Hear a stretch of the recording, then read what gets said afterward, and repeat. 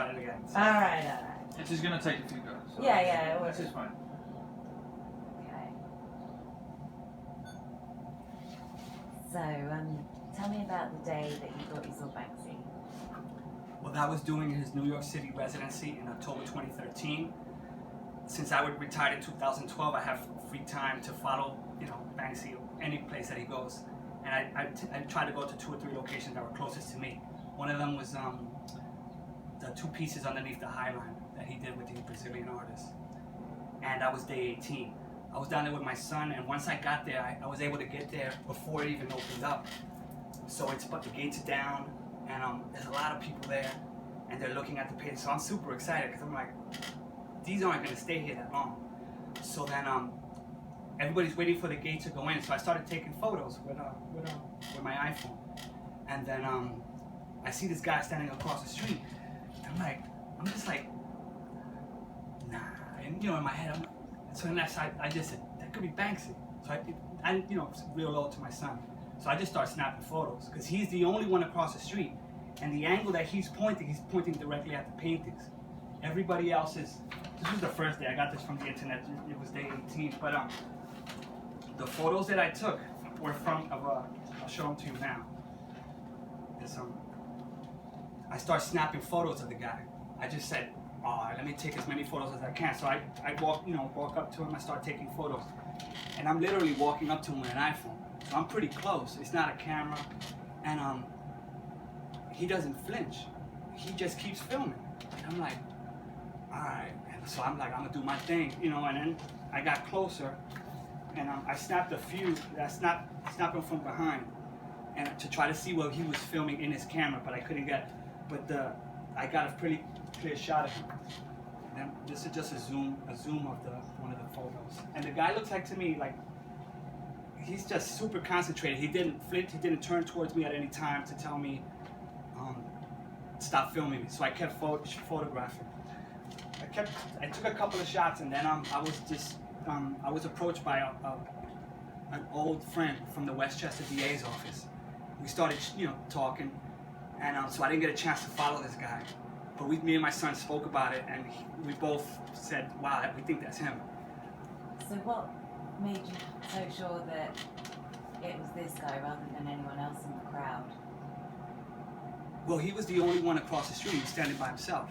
And he was filming. He didn't walk in when the gates opened up. He was just filming. So it's just weird. Everybody's there to see Banksy, so am I.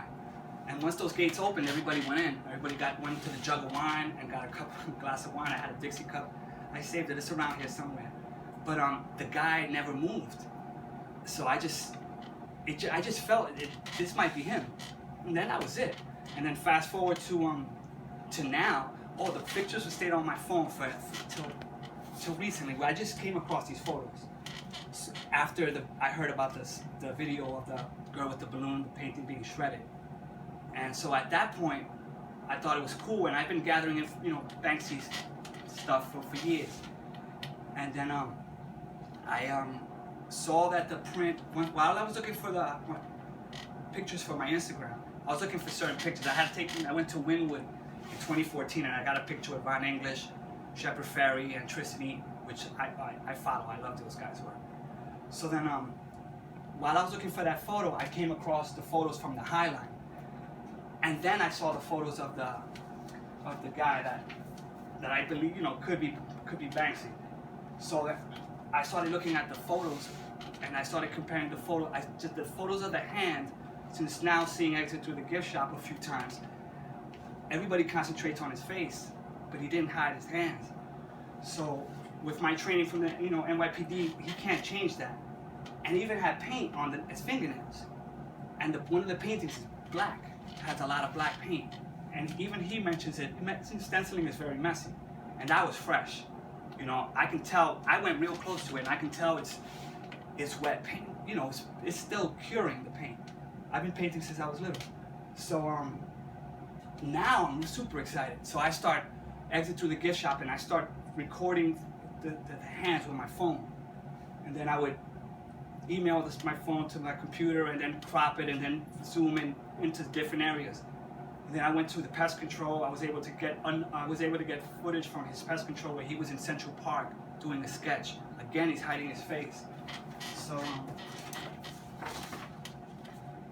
this is the photo from his pest control, and this is his right hand.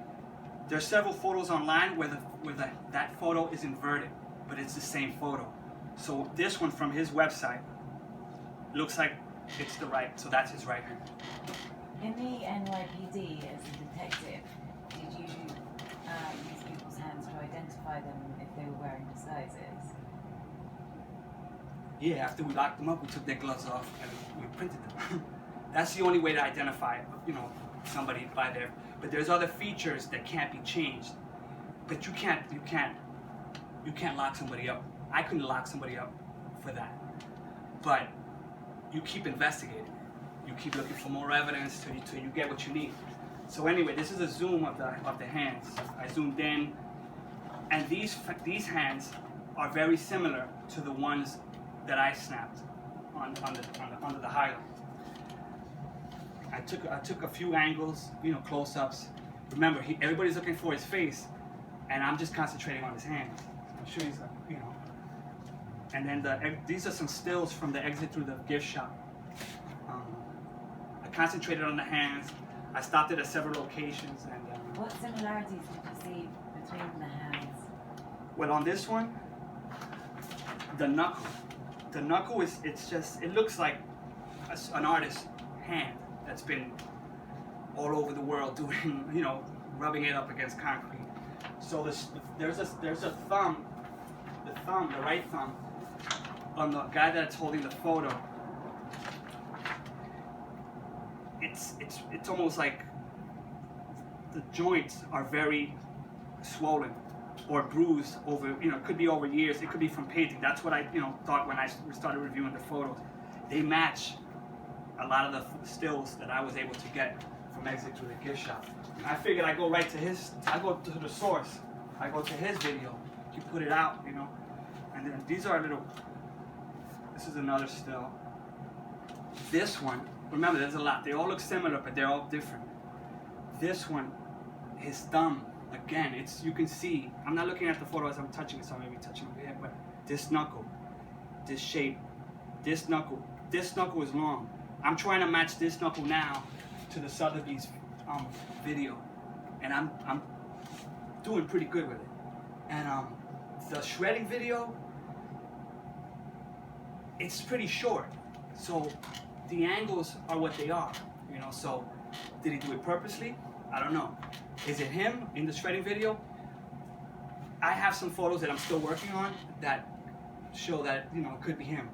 But I'm almost positive that the guy in the Highline is him, with everything that I was able to put together. I haven't seen these photos. They were on my phone for years.